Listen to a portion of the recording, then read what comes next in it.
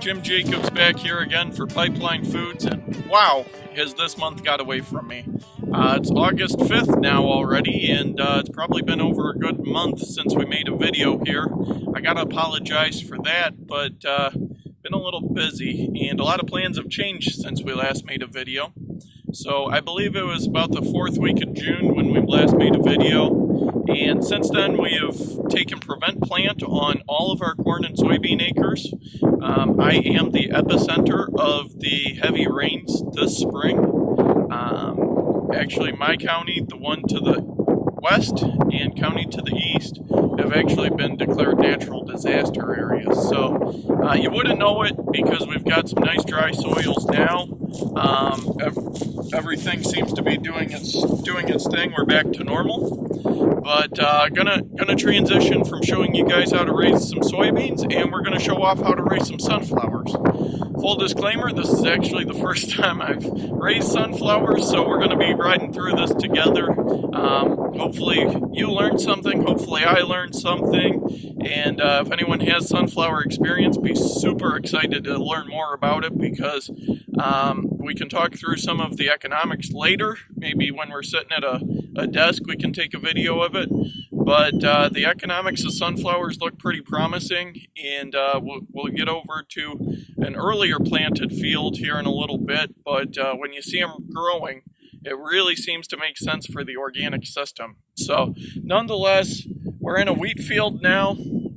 This was soft red winter wheat, got harvested about 2 weeks ago.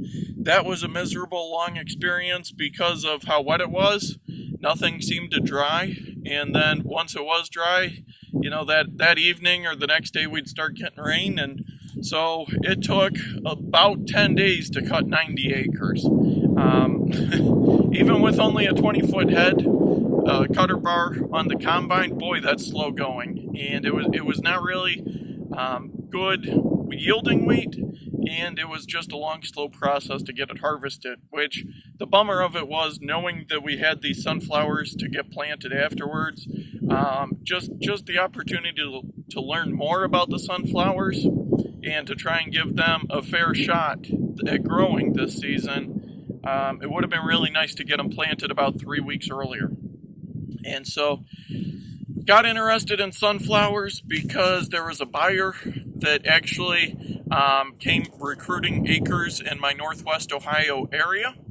The buyer's down in the southeastern part of the United States, and because of Northwest Ohio's climate, we have relatively dry, hot summers rather than muggy summers that they have in the southeast, and so that was the big pull for recruiting acres in Northwest Ohio.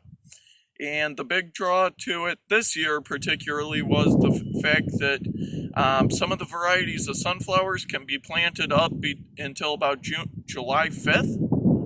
And so I thought that we would have a pretty good opportunity to utilize these acres after wheat to plant a sunflower crop and try and double crop.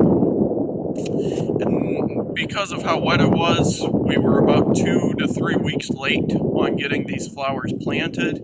Not really loving that fact, but they're coming now. So one of the things about this video series was trying to take a video of every aspect of the growing process, from pre-planting, earthwork, to planting, and then rotary hoeing, cultivating, and then harvest. And so I owe you guys an apology because I didn't get the first 2 steps of that included in the video series.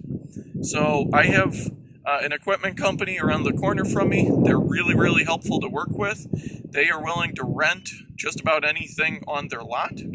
And so we rented a pretty big New Holland tractor and a big Landau ripper that I'm going to have some footage of me running. We're going to go ahead and include that here a little later.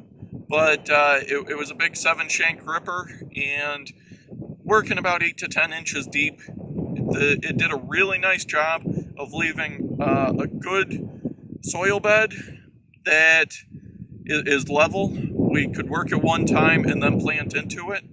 So the plan was that we wanted to start incorporating the wheat stubble, but also trying to disrupt any of the grass or weeds that were growing in the wheat stubble. So we went ahead, ripped that right away. We had to apply about a ton of wet poultry manure per acre. I have a good source on poultry manure about 15 miles from me. Maybe some of the folks out west are not going to have that luxury, but I'm pretty lucky here to have that benefit. So we applied 1 ton per acre of poultry manure and then disked it again right away, disked all these acres just to incorporate that manure, get it breaking down, get something on top of it so that we didn't lose all of the nutrient benefits of it. But these flowers were planted about a week ago. They were planted at about 25,000 population.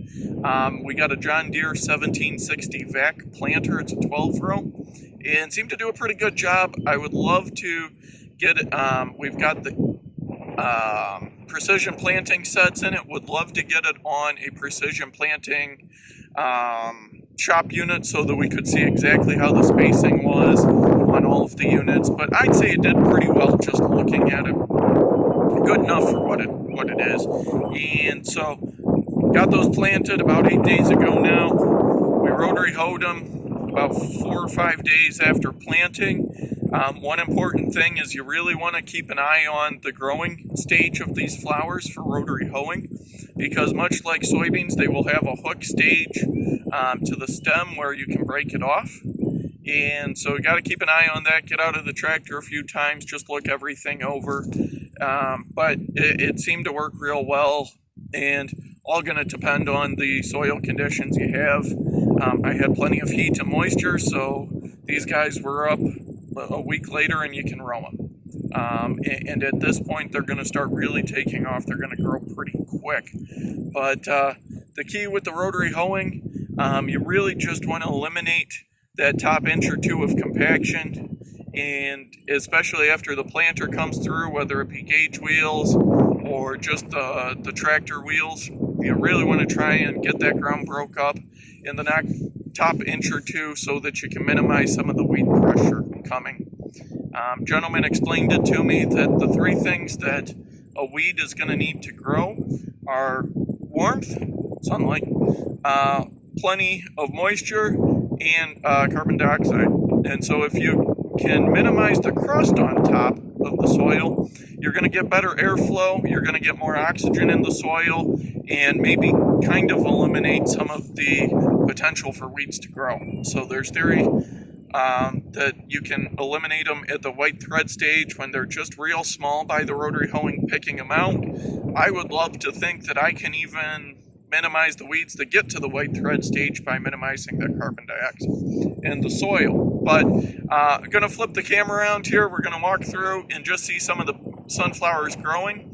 And then in a bit, we're going to take you over to the other field that was planted a couple weeks earlier and is quite a bit taller.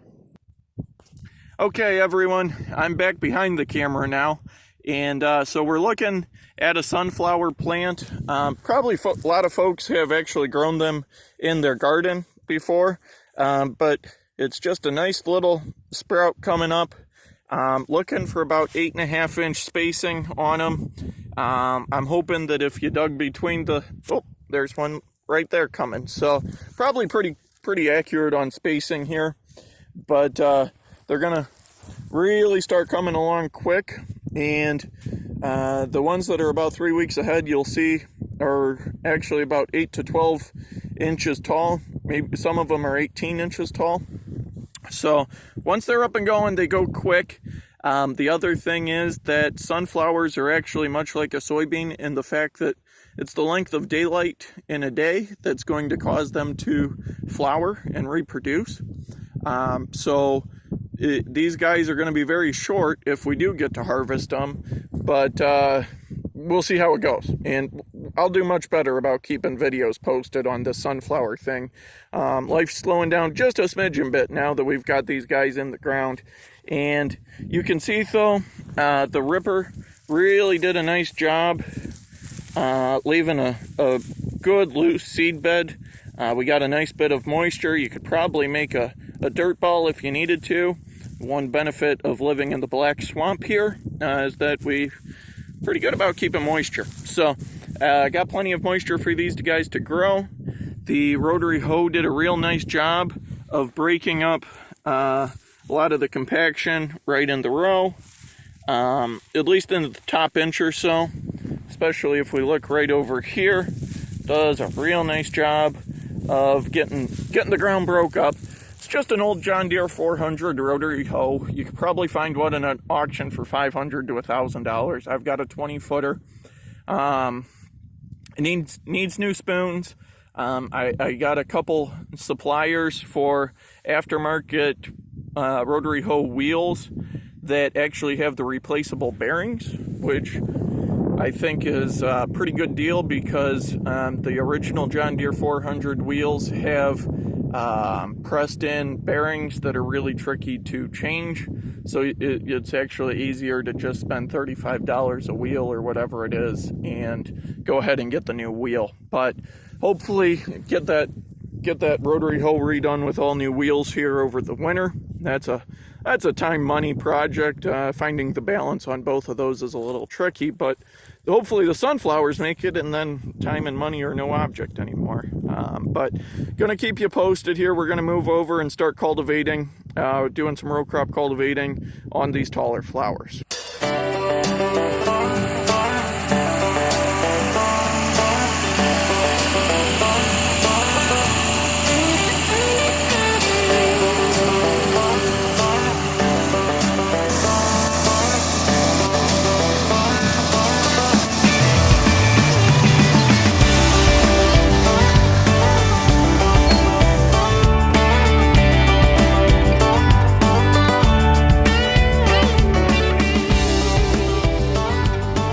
Okay, folks, we're back here. We got some taller sunflowers, and it's about 3 o'clock in the afternoon. One thing that's really incredible about these is how they follow the sun. And it's funny that they call them a sunflower, huh? Really quinky-dink. But I had heard about it before we planted them.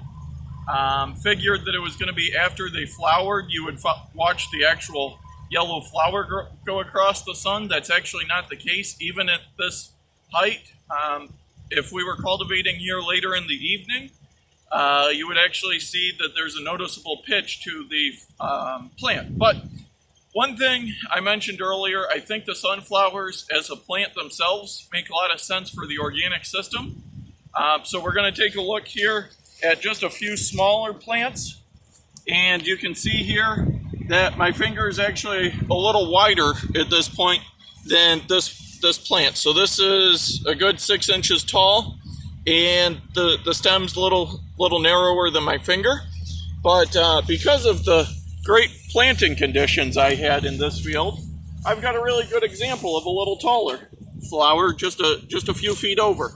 And so this is about 24 inches tall, but you can see that already it's about twice the width of my finger. So it's a really sturdy stalk, which I mean, I'm moving a lot of dirt with this old cultivator I have. I picked it up for $500 and it seems to do the trick. Old C-shank 12-row cultivator, and you can just about plow with this thing if you wanted to. But the cool thing is that, you know, I could move dirt up to 12 inches tall on some of these flowers if we had a nice consistent growth pattern across the field. Unfortunately, it's real wavy. This field lays pretty wet. And so that was actually the reason that it was pulled out of soybean production this year and put into sunflower production. The field was going to be prevent plant. The landlord did not really have any insurance, and so instead of having nothing, we went ahead and tried these sunflowers. The landlord has a bunch of honeybees towards the east end of the field, and so sunflowers are supposed to be really, really good for honeybees. Everything kind of led to just giving it a try in this field. The landlord was cool with it. We figured we'd give it a try. And that's one thing about organic farming that is really important. You can't just have a plan that at, V4, you're going to come in and spray the chemicals, and then at, V7, you're going to side dress and maybe hit it again with a late nitrogen application. Like, you don't really have those bullet points to follow. every day you got to be paying attention, thinking about it, kind of adjusting, seeing what the next opportunity is, maybe finding opportunities based on the limitations. And so that's where the sunflowers came in at this point. So hopefully that field that's just coming through, that you can barely row, hopefully in about 3 weeks or so, they're about this tall. And then we'll be cultivating again another 80 acres or so. But some really good looking flowers out here. Some kind of rough looking flowers out here. I guess that's kind of what you get in the summer of 2019, just because of the crummy weather pattern we've had. But gonna hop back on the cultivator and kill some more weeds. Should be able to get some shots of that bad boy running, and yanking weeds out by the roots. So see you guys soon, and thanks for watching.